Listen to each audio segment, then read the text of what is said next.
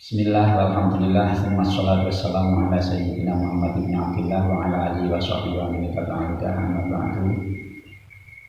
Saudara-saudaraku dari kalangan muslimat dimanapun Anda berada, baik dari golongan jin atau manusia, alhamdulillah melanjutkan apa yang sudah kami mulai tentang rencana menyampaikan sedikit tambahan wawasan ilmiah yang saya sengaja mengambil dari kitab yang disusun oleh Imam Abu Hamid Muhammad bin Muhammad bin Muhammad Al-Ghazali radhiyallahu anhu, bahwa sebelum kita mengenali apa yang akan kita kaji bersama, saya kemarin menyebutkan satu kalimat bahwa ilmu Islam itu tergabung dalam 3 kelompok besar. Klasifikasinya pertama tentang tentang ilmu fikih, kemudian ilmu tauhid dan ilmu tasawuf. Apa alasan saya mengungkapkan itu? Satu hadis yang diambil dari riwayat Sayyidina Umar radhiyallahu anhu, yang hadis ini terkenal dengan istilah hadis Jibril. Satu ketika, bainama nahnu julusun 'inda Rasulillah sallallahu alaihi wasallam dzata yaum. Suatu hari ketika itu kami duduk-duduk di sisi Rasulullah sallallahu alaihi wasallam. Kata Sayyidina Umar, "Itala'a alaina rajulun syadidu bayadhi thiyab." Tiba-tiba ketika kami duduk-duduk tersebut, datang seorang laki-laki yang pakaiannya sangat putih. Pakaian sangat putih ini, ketika nanti kita membahas sedikit tentang rangkaian hadis ini, akan kita tahu kenapa Sayyidina Umar memulai ceritanya dengan menyebut kalimat pakaiannya sangat putih. Dilanjutkan oleh Sayyidina Umar, syadidu sawadu sya'ab. Orang tersebut sangat hitam rambutnya. La yura alaihi atharus safar.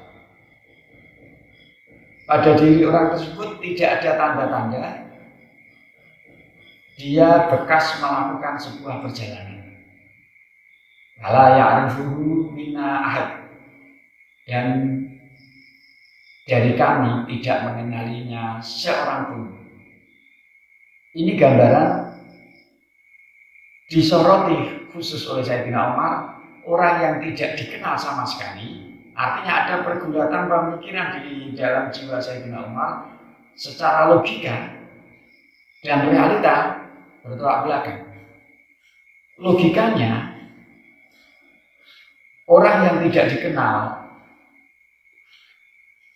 dia pasti orang jauh. Kenapa? Karena Makkah lingkupnya sangat kecil saat itu. Ketika dia orang jauh, mestinya dia melakukan perjalanan jauh. Dan ketika dia melakukan perjalanan jauh, realita yang ada pada orang yang melakukan perjalanan jauh, pertama terlihat capek, atau minimal di tubuhnya terlihat kusut. Kedua, pakaiannya tidak sangat bersih.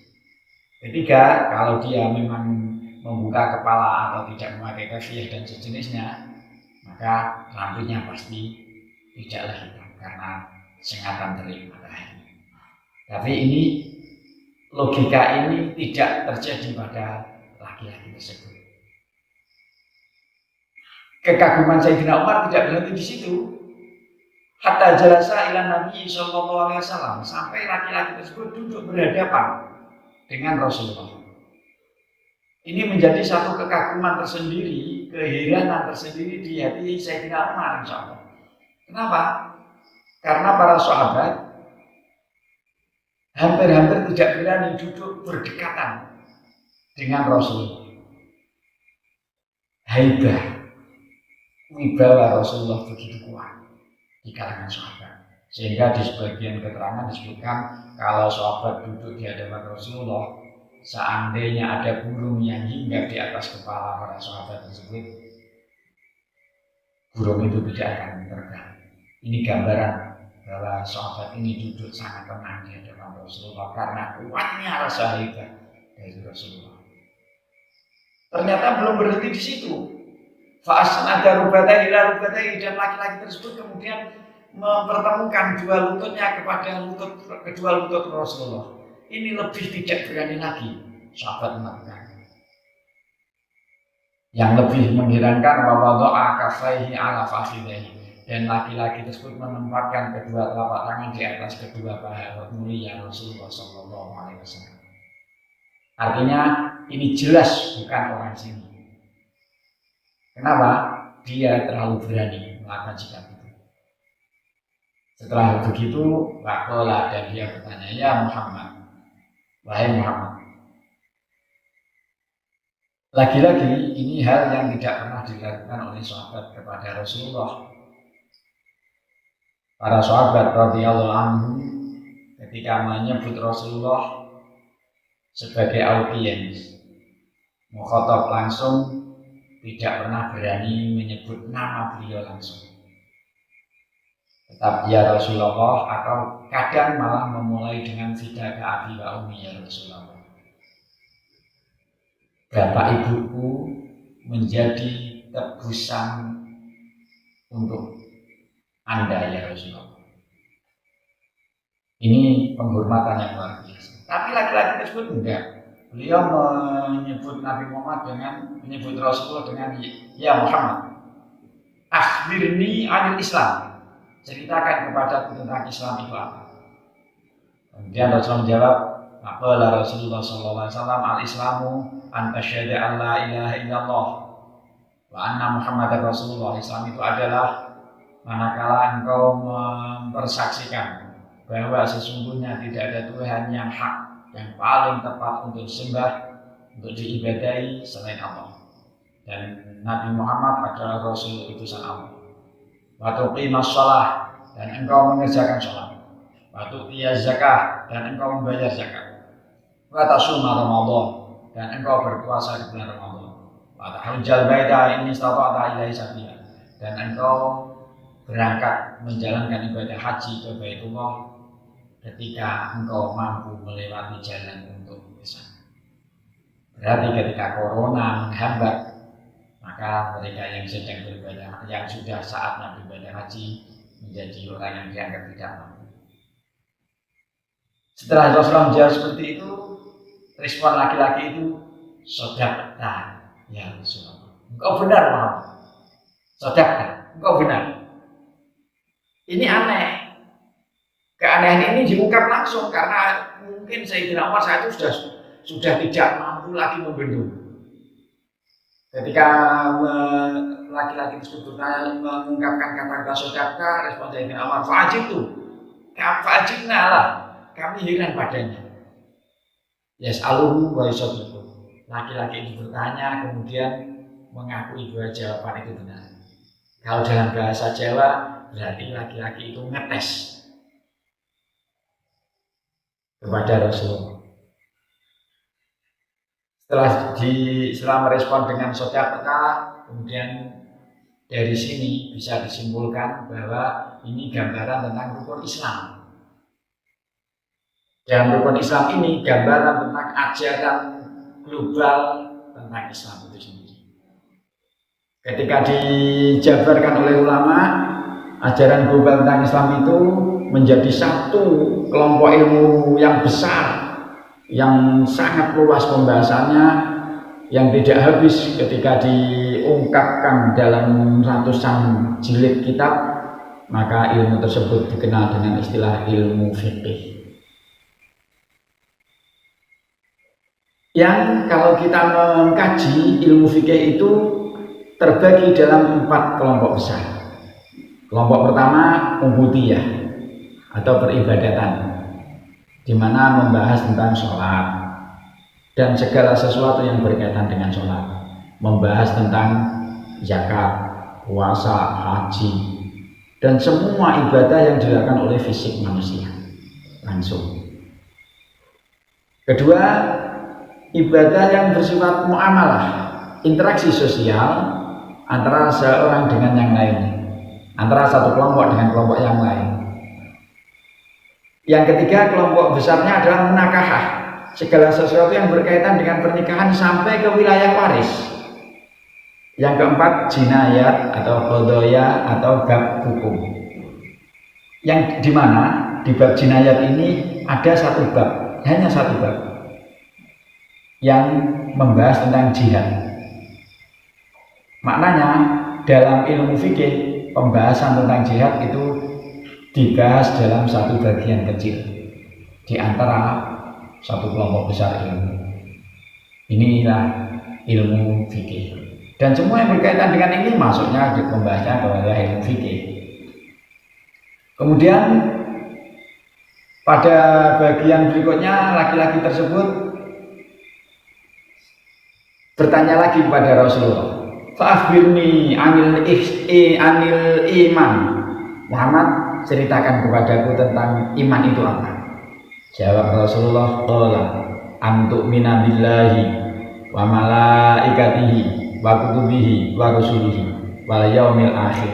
Iman itu adalah engkau meyakini, mengimani, mempercayai kepada Allah, tentang keberadaan malaikat-malaikat Allah, rasul-rasul Allah, hari akhir, dan engkau meyakini terjadinya qada dan qadar, baik itu sifatnya baik atau buruk qada dan qadar itu. Kita tahu bahwa ini adalah rukun iman. Dan rukun iman ini pembahasan masuk dalam bab iman dan dijabarkan oleh ulama masuk dalam ilmu tauhid. Di mana titik pembahasannya pada wilayah akidah dan keimanan. Yang terakhir, setelah dijawab begitu oleh Rasulullah, responnya tetap sama, shadaqta, engkau benar. Dan setelah dijawab Rasulullah, laki-laki itu bertanya lagi, "Fa'akhbirni anil ihsan." Muhammad, ceritakan kepadaku tentang ihsan. Ihsan itu apa? Qala, jawab Rasulullah, "Anta'budallaha ka'annaka tarahu." Saat engkau menyembah, beribadah kepada Allah seakan-akan engkau melihatmu, seakan-akan. Kalimatnya tegas, ka'annaka tarahu, seakan-akan engkau melihatmu. Artinya apa? Ini hanya sifatnya qalbiyah, sifatnya bukan ainiyah, pandangan mata yang fisik bukan, tapi dari hati, seakan-akan melihat. Kalau memang tidak bisa melihat, fa'ilam takun tarahu, kalau memang kamu tidak bisa melihatnya, maka fa'innahu yaraka, yakini bahwa dia melihatmu. Dari sini kita tahu pembahasan utama di sini wilayah hati, bukan wilayah pandangan mata fisik kita. Yang dipandang kita pun, yang dipandang oleh Allah pada kita pun bukan fisik kita, tapi hati kita. Karena itulah dari rangkaian ini oleh ulama tentang ihsan ini dijabarkan menjadi sebuah ilmu yang ketika disampaikan oleh ulama-ulama sangat luas pembahasannya, disebut dengan ilmu tasawuf. Ilmu tasawuf ini stressing, titik utama kajiannya pada wilayah ibadah qalbiyah, ibadah yang bermuara di hati. Hampir-hampir di ilmu tasawuf ini tidak membahas tentang ibadah badaniyah murni, tidak. Kalaupun ibadah badaniyah biasanya hanya sebagai relasi dari bagaimana hati dimanage ketika melakukan sholat, bagaimana hati dimanage ketika kita membayar zakat dan lain-lain. Dan titik pembahasan utama ibadah tasawuf ini, ibadah qalbiyah ini pada takhalli pertama. Apa? Pembersihan hati dari sifat-sifat yang tercela. Takhalli ini bagaimana kita bisa membuang semua sifat tercela, dan ini semua ajaran Rasulullah jelas. Tidak ada yang mengingkari bahwa ajaran utama Rasul adalah membersihkan hati manusia dari sifat-sifat yang tercela. Setelah terbersihkan dari sifat tercela, kemudian tahapannya adalah tahalli, menghiasi hati ini dengan sifat-sifat terpuji. Jadi kalau ada ikhwaniyal kiram, kalau ada orang yang menganggap tasawuf itu sesat hanya karena ada satu dua oknum, satu dua orang, segelintir orang yang berperilaku sedikit berlebihan dalam ilmu tasawuf, dalam melakukan tasawuf, maka dia itu sama dengan orang yang menganggap semua makanan di toko besar itu busuk hanya karena dia mendapatkan satu makanan yang sudah expired. Jadi terlalu tergesa-gesa. Justice vonis yang menyatakan bahwa ilmu tasawuf itu sesat. Dan insya Allah nanti ketika kita membahas lebih dalam lagi apa yang disampaikan oleh Imam Al-Ghazali rahimahullah di dalam kitab Bidayatul Hidayah, kita tahu bahwa tasawuf itu bukanlah ilmu yang sesat. Terlepas tasawuf itu ada tasawuf falsafi ataupun tasawuf sunni. Ini tambahan sebelum kita memulai mengkaji Bidayatul Hidayah nanti. Semoga dari sini kita bisa menambah keyakinan bahwa apa yang tersampaikan kepada kita dari ulama-ulama kita, bahwa ilmu tasawuf itu bukanlah ilmu yang sesat. Hanya segelintir kecil, sekelompok kecil muslimin saja yang mengatakan ilmu tasawuf itu sesat. Hadanallahu wa iyyakum sabila rasyad wa afa minkum. Assalamualaikum warahmatullahi wabarakatuh.